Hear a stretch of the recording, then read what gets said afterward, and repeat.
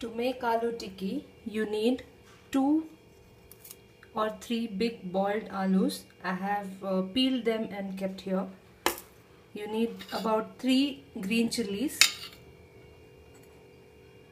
1 or 2 stems of coriander leaves, 2 chopped medium sliced chopped onions, salt to taste.